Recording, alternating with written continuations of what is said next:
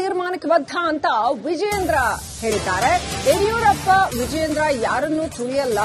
ಶಾಸಕ ಯತ್ನಾಳ್ ಉಚ್ಚಾಟನೆಯನ್ನ ನಾನು ಸಂಭ್ರಮಿಸಿದ್ರೆ ಅಧ್ಯಕ್ಷನಾಗೋಕೆ ನಾಲಾಯಕ ಆಗ್ತಿದ್ದೆ. ಅಂದ್ರೆ ನಾನಾಗ್ಲಿ ಯಡಿಯೂರಪ್ಪನವರಾಗ್ಲಿ ನಾವು ಯಾರನ್ನೂ ತುಳಿಯಲ್ಲ ಅಂತ ವಿಜಯೇಂದ್ರ ಬೆಂಗಳೂರಿನಲ್ಲಿ ಮಾತನಾಡಿದ್ದಾರೆ.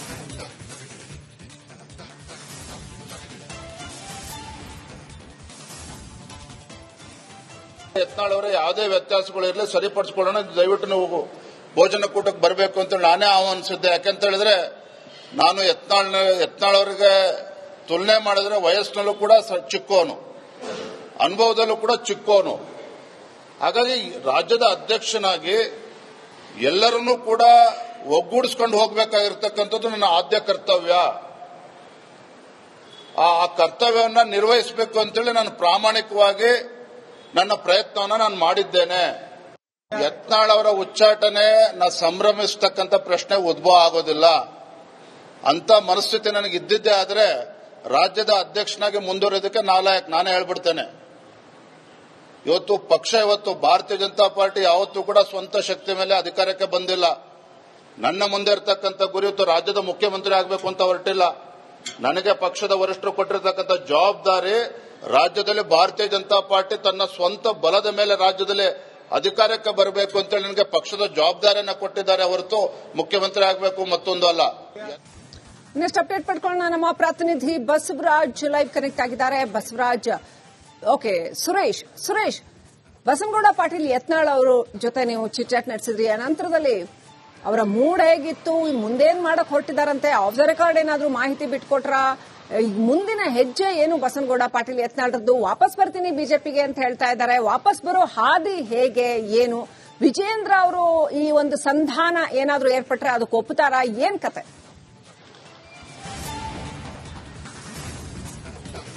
ಶ್ರೀಲಕ್ಷ್ಮಿ, ರಾಜ್ಯ ಬಿಜೆಪಿಯಲ್ಲಿನ ಭಿನ್ನಮತ ಶಮನ ಆಗೋಯ್ತು ಅನ್ನುವಂತಹ ಚರ್ಚೆಗಳ ಬೆನ್ನಲ್ಲೇನೆ ಈಗ ಏನು ಬಸನಗೌಡ ಪಾಟೀಲ್ ಯತ್ನಾಳ್ ಅವರು ಮತ್ತೆ ಗುಡುಗಿದ್ದಾರೆ. ಇದನ್ನೆಲ್ಲ ನೋಡ್ತಾ ಹೋದ್ರೆ ಮತ್ತಷ್ಟು ಉಲ್ಬಣ ಆಗುವಂತಹ ಸಾಧ್ಯತೆಗಳಿದೆ. ಮತ್ತೆ ಇಷ್ಟಕ್ಕೆ ಈ ಒಂದು ಭಿನ್ನಮತ ಅಥವಾ ಈ ಒಂದು ರೆಬಲ್ಸ್ ಆಕ್ಟಿವಿಟೀಸ್ ನಿಲ್ಲುತ್ತೆ ಅಂತ ಈ ಕ್ಷಣಕ್ಕೆ ನಮಗೆ ಅನಿಸ್ತಿಲ್ಲ. ಹಾಗೇನೆ ಬಸನಗೌಡ ಪಾಟೀಲ್ ಯತ್ನಾಳ್ ಅವರು 3ನೇ ಬಾರಿ ಬಿಜೆಪಿಯಿಂದ ಉಚ್ಚಾಟನೆ ಆದರೂ ಕೂಡ ಅವರು ಇವತ್ತಿಗೂ ಕೂಡ ನನಗೆ ಆ ಗಿಲ್ಟ್ ಇಲ್ಲ ಅಂತಕ್ಕಂಥ ಮಾತನ್ನ ಹೇಳ್ತಿದ್ದಾರೆ. ನಾನು ರಾಜ್ಯ ಬಿಜೆಪಿಯಲ್ಲಿ ಪಕ್ಷದ ಚೌಕಟ್ಟಿನಲ್ಲೇ ಕೆಲಸ ಮಾಡಿದ, ಚೌಕಟ್ಟಿನಲ್ಲೇ ಹೋರಾಟವನ್ನು ಮಾಡಿರ್ತಕ್ಕಂಥದ್ದು, ಪಕ್ಷದ ಸಂಘಟನೆಗೋಸ್ಕರ ಹೋರಾಟ ಮಾಡಿರತಕ್ಕಂಥದ್ದು ವಿಚಾರ ಬಿಟ್ರೆ ನನ್ನ ಕುಟುಂಬ ರಾಜಕಾರಣದ ವಿರುದ್ಧ ಅಷ್ಟೇ. ಆದ್ರೆ ನನ್ನನ್ನ ಹೈಕಮಾಂಡ್ ಎಲ್ಲ ಒಂದು ಕಡೆ ಒತ್ತಡಕ್ಕೆ ಮಾಡಿದ ಉಚ್ಚಾಟನೆಯನ್ನ ಮಾಡಿದ್ದಾರೆ ಅಂತಕ್ಕಂಥ ಮಾತನ್ನ ಹೇಳ್ತಾ ಇರ್ತಕ್ಕಂಥದ್ದು. ಜೊತೆಗೆ ರಾಜ್ಯ ಬಿಜೆಪಿಯಲ್ಲಿ ಏನು ಈಗ ಒಂದು ಕಡೆ ಹೈಕಮಾಂಡ್ ಉಚ್ಚಾಟನೆ ಆಗಿದೆ. ಸೊ ಈಗ ನಾನು ಮತ್ತೆ ಹೀರೋ ಆಗಿ ಬರ್ತೇನೆ ಅಂತಕ್ಕಂಥ ಮಾತನ್ನು ಕೂಡ ಅಷ್ಟೇ ಭರವಸೆಯಿಂದ ಹೇಳಿರ್ತಕ್ಕಂಥದ್ದು, ಅಷ್ಟೇ ಆಶಾಭಾವನೆಯಿಂದ ಕೂಡ ಈಗಲೂ ಕೂಡ ಯತ್ನಾಳ್ ಅವರು ಇರ್ತಕ್ಕಂಥದ್ದು. ಎಲ್ಲ ಒಂದು ಕಡೆ ಪರೋಕ್ಷವಾಗಿ ತಮ್ಮ ಬೆಂಬಲಿಗರು ಮತ್ತೆ ಆತ್ಮೀಯರು ಆಪ್ತರು ಎಲ್ಲ ಏನಿದ್ದಾರೆ ಅವರೆಲ್ಲರೂ ಕೂಡ ನನ್ನ ಹೈಕಮಾಂಡ್ ಮೇಲೆ ಮತ್ತಷ್ಟು ಒತ್ತಡವನ್ನ ತರೋ ನಿಟ್ಟಿನಲ್ಲಿ ಈಗಾಗಲೇ ಒಂದಷ್ಟು ಸಭೆಗಳಾಗಿರ್ತಕ್ಕಂಥದ್ದು, ಜೊತೆಗೆ ಆ ಸಭೆಯಲ್ಲಿ ನಿರ್ಣಯಗಳು ಕೂಡ ಆಗಿರ್ತಕ್ಕಂಥದ್ದು. ಸೊ ಈಗ ಮುಂದೆ ಇರುವಂತದ್ದು ಅಂದ್ರೆ ಹೈಕಮಾಂಡ್ ನಾಯಕರನ್ನ ಭೇಟಿಯಾಗಿ, ರಾಷ್ಟ್ರೀಯ ಅಧ್ಯಕ್ಷರನ್ನ ಭೇಟಿಯಾಗಿ ಅವರ ಬಳಿ ಈ ಒಂದು ಏನು ಉಚ್ಚಾಟನೆ ಆದೇಶ ಇದೆ ಇದನ್ನು ವಾಪಸ್ ತೆಗೆದುಕೊಳ್ಳುವಂತೆ ಒತ್ತಡ ಹಾಕುವಂತಹ ಪ್ರಯತ್ನಗಳು ನಡೀತಾ ಇದೆ. ಇದು ಒಂದು ಕಡೆ ಆದ್ರೆ ಮತ್ತೆ ಎಲ್ಲಿಯೂ ಕೂಡ ನನ್ನ ಏನು ಯಡಿಯೂರಪ್ಪನವರ ಒಂದು ವಿಚಾರವಾಗಿ ನಿಂತೇ ಹೋಯ್ತು ಅಂದ್ರೆ ಇನ್ಮೇಲಿಂದ ಯಡಿಯೂರಪ್ಪ ವಿಚಾರವಾಗಿ ಹೇಳ್ತಾವೆ, ವಿಜೇಂದ್ರ ವಿರುದ್ಧ ಮಾತನಾಡೋದಿಲ್ಲ ಅಂದ್ಕೊಂಡಿದ್ವಿ. ಆದ್ರೆ ಎಲ್ಲೋ ಒಂದ್ ಕಡೆ ಯತ್ನಾಳ್ ಅವರು ನನಗೆ ಫ್ರೀ ಬರ್ಡ್ ಅಂತಕ್ಕಂತಹ ಮನಸ್ಥಿತಿ ಬಂದಿದ್ದಾರೆ ಅಂತ ಅನ್ಸುತ್ತೆ. ಇವತ್ತಿನ ಒಂದಷ್ಟು ಅವರ ಹೇಳಿಕೆಗಳನ್ನ ನೋಡೋದಾದ್ರೆ ನಾವು ಕೂಡ ಮಾತಾಡಿಸುವಂತ ಸಂದರ್ಭದಲ್ಲಿ ಕೂಡ ಅವರ ದಾಟಿ ಮತ್ತೆ ಅವರ ಎಲ್ಲವ ಆ ಒಂದು ಹೇಳಿಕೆಗಳು ಕೂಡ ಅದೇ ರೀತಿ ಇತ್ತು. ನನ್ನನಿಗೆ ಯಾರು ಏನು ಮಾಡ್ಕೊಳಕ್ಕಾಗಲ್ಲ ಅನ್ನೋ ಒಂದು ದಾಟಿಗೆ ಬಂದ್ರು ಏನೋ ಗೊತ್ತಿಲ್ಲ. ಸೊ ಹಾಗಾಗಿನೇ ಮತ್ತೊಂದು ಸುತ್ತಿನಲ್ಲಿ ಈಗ ಮತ್ತೆ ಯಡಿಯೂರಪ್ಪ ಮತ್ತೆ ವಿಜೇಂದ್ರ ವಿರುದ್ಧ ಮತ್ತೆ ಗುಡುಗಿರ್ತಕ್ಕಂಥದ್ದು. ಶ್ರೀಲಕ್ಷ್ಮಿ, ಎಲ್ಲೋ ಒಂದು ಕಡೆ ಕೇವಲ ಇವತ್ತು ಒಬ್ಬರೇ ಯತ್ನಾಳ್ ಉಚ್ಚಾಟನೆ ಆಗಿರಬಹುದು, ಆದ್ರೆ ನಾಳೆ ಮತ್ತೊಂದಿಬ್ಬರ ಉಚ್ಚಾಟನೆಗಳು ಆಗಬಹುದು, ಆಗ ಸಾಧ್ಯತೆಗಳು ಇರತಕ್ಕಂಥದ್ದು. ಆದ್ರೆ ಇಷ್ಟಕ್ಕೆ ಭಿನ್ನಮತ ಅಥವಾ ಶಮನ ಆಗತ್ತೆ ಅಂತಕ್ಕಂಥದ್ದಲ್ಲ. ಈಗ ಈವರೆಗೂ ಇದ್ದಂತ ಆರೋಪಗಳೇನು ಶ್ರೀಲಕ್ಷ್ಮಿ? ಯತ್ನಾಳ್ ಉಚ್ಚಾಟನೆಗೆ ನಾನು ಒತ್ತಡ ಹೇರಿಲ್ಲ, ಹೈಕಮಾಂಡ್ ತೀರ್ಮಾನಕ್ಕೆ ಬದ್ಧ ಅಂತ ವಿಜಯೇಂದ್ರ ಹೇಳಿದ್ದಾರೆ. ಯಡಿಯೂರಪ್ಪ ವಿಜಯೇಂದ್ರ ಯಾರನ್ನೂ ತುಳಿಯಲ್ಲ. ಶಾಸಕ ಯತ್ನಾಳ್ ಉಚ್ಚಾಟನೆಯನ್ನ ನಾನು ಸಂಭ್ರಮಿಸಿದ್ರೆ ಅಧ್ಯಕ್ಷನಾಗೋಕೆ ನಾಲಾಯಕ ಆಗ್ತಿದ್ದೆ. ಅಂದ್ರೆ ನಾನಾಗ್ಲಿ ಯಡಿಯೂರಪ್ಪನವರಾಗ್ಲಿ ನಾವು ಯಾರನ್ನೂ ತುಳಿಯಲ್ಲ ಅಂತ ವಿಜಯೇಂದ್ರ ಬೆಂಗಳೂರಿನಲ್ಲಿ ಮಾತನಾಡಿದ್ದಾರೆ.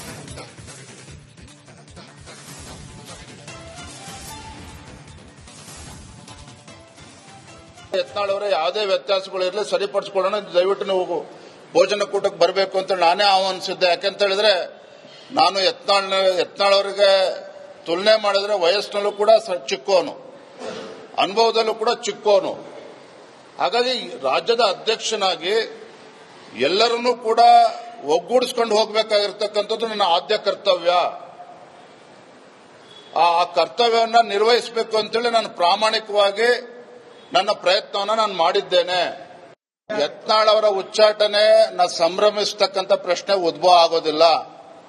ಅಂತ ಮನಸ್ಥಿತಿ ನನಗೆ ಇದ್ದಿದ್ದೇ ಆದರೆ ರಾಜ್ಯದ ಅಧ್ಯಕ್ಷನಾಗಿ ಮುಂದುವರಿಯೋದಕ್ಕೆ ನಾನೇ ಹೇಳ್ಬಿಡ್ತೇನೆ. ಇವತ್ತು ಭಾರತೀಯ ಜನತಾ ಪಾರ್ಟಿ ಯಾವತ್ತೂ ಕೂಡ ಸ್ವಂತ ಶಕ್ತಿ ಮೇಲೆ ಅಧಿಕಾರಕ್ಕೆ ಬಂದಿಲ್ಲ. ನನ್ನ ಮುಂದೆ ಇರತಕ್ಕಂಥ ಗುರಿ ಇವತ್ತು ರಾಜ್ಯದ ಮುಖ್ಯಮಂತ್ರಿ ಆಗಬೇಕು ಅಂತ ಹೊರಟಿಲ್ಲ. ನನಗೆ ಪಕ್ಷದ ವರಿಷ್ಠರು ಕೊಟ್ಟಿರತಕ್ಕಂಥ ಜವಾಬ್ದಾರಿ ರಾಜ್ಯದಲ್ಲಿ ಭಾರತೀಯ ಜನತಾ ಪಾರ್ಟಿ ತನ್ನ ಸ್ವಂತ ಬಲದ ಮೇಲೆ ರಾಜ್ಯದಲ್ಲಿ ಅಧಿಕಾರಕ್ಕೆ ಬರಬೇಕು ಅಂತೇಳಿ ನನಗೆ ಪಕ್ಷದ ಜವಾಬ್ದಾರಿಯನ್ನ ಕೊಟ್ಟಿದ್ದಾರೆ ಹೊರತು ಮುಖ್ಯಮಂತ್ರಿ ಆಗಬೇಕು ಮತ್ತೊಂದು ಅಲ್ಲ.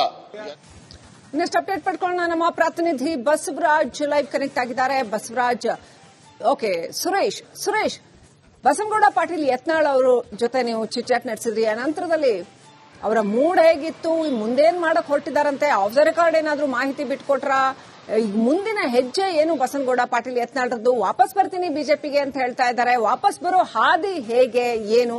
ವಿಜಯೇಂದ್ರ ಅವರು ಈ ಒಂದು ಸಂಧಾನ ಏನಾದ್ರೂ ಏರ್ಪಟ್ರೆ ಅದಕ್ಕೆ ಒಪ್ಪುತ್ತಾರಾ? ಏನ್ ಕತೆ?